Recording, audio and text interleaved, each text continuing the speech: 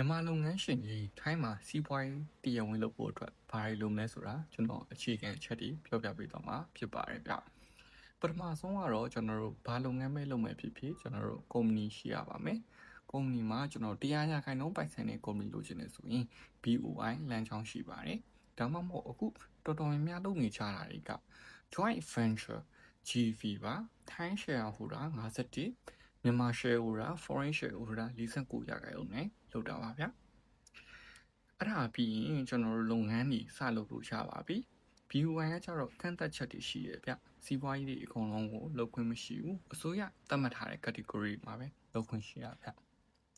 ဒီလိုမျိုးထိုင်းမှာတရားဝင်စီးပွားရေးစချင်တာဖြစ်ဖြစ်မလုပ်ချင်တာဖြစ်ဖြစ်ကျွန်တော်တို့စီမှာ company set တဲ့ service ပြီးရင်ကျွန်တော်တို့တရားဝင်လုပ်ကိုင်မှုအတွက် non-fee service စတဲ့ service တွေလည်းအများကြီးရှိပါတယ်စီးပွားရေးလုပ်ငန်းစဖို့ထိုင်းမှာကတ်ကိုမကျွမ်းကျင်ဘူးဆိုရင်လည်းကျွန်တော်တို့က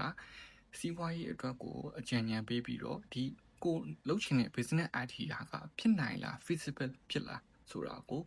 ကူညီပြီးတော့ဒီကထိုင်းရ market သဘောတရားရင်းနဲ့အကြံဉာဏ်ပေးပါတယ်ဗျ